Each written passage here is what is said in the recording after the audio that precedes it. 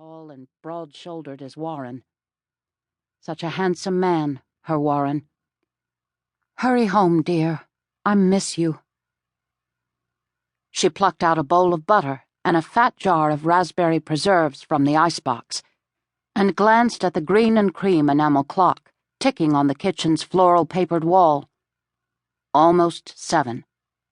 Bud would finish sweeping and straightening the store soon, and then... Her pulse gave a flutter. Warren's wagon would rattle up the alley. She hoped he wouldn't be late. The biscuits were done and waiting in the stove's warming oven. As much as she loved the luxury of her 6-burner double-oven range, a Christmas gift from Warren last year, she'd learned the warming oven sometimes browned bread beyond recognition. Warren liked his biscuits feather-light, not as firm as charcoal briquettes. And Neva always strove to please her husband in the little things.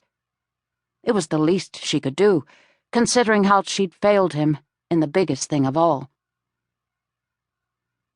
Belle breezed into the kitchen. "Mama?" Bud, with a match caught in the corner of his mouth and wearing one of Warren's cast-off straw hats shadowing his eyes, thumped in on his sister's heels. "Ma?" Neva burst out laughing. "You two." They'd come into the world nearly on top of each other, and 14 years later still operated in synchronization. As she always did, Neva turned to Belle. "Ladies first." Bud scowled and folded his arms over his chest but kept his lips pressed together. "The table's all set with the good dishes and linen napkins. Should I use the candlesticks, too?" Her green-gray eyes sparkled. "It would be..."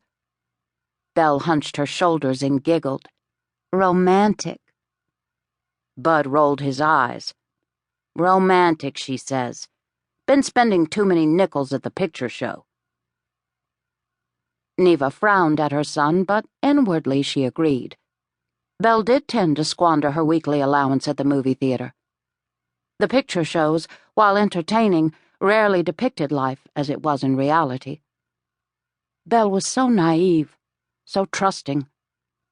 The bigger-than-life images on the screen might be detrimental to her. Neva intended to discuss the issue with Warren. She answered Belle. "The candles will let us save on gas lights, so go ahead and set them out." Belle scurried off, her patent slippers pattering against the gleaming floorboards and her thick braid flopping against her spine. "My turn now?" Bud's wry question pulled Neva's attention to her son. "Yes." She moved to the stove and picked up the wooden spoon, ready to give the thick stew another stir. If the bottom scorched, it would ruin the whole pot. He pushed the hat to the back of his head, stuffed his hands into the pockets of his trousers, and scuffed across the floor toward her, his sauntering gait similar to Hopalong Cassidy's. Neva swallowed a smile. Bud enjoyed the picture shows, too. "Just wanted you to know I found the place where the mouse has been getting in. Plugged it with a wad of steel wool.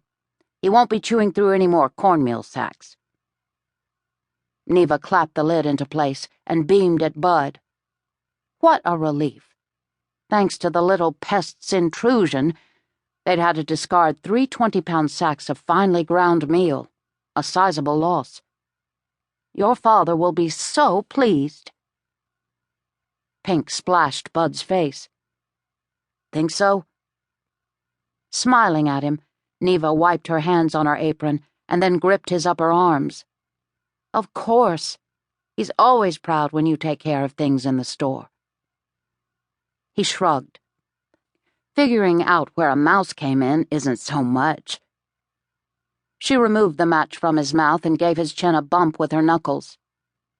"Such a thing to say. It's a big thing, Bud. Something a shopkeeper does to protect his goods. Just wait. Your father will tell you how important it was when he gets home." A rare, slow grin climbed Bud's cheek. "Now go get washed up. We'll eat as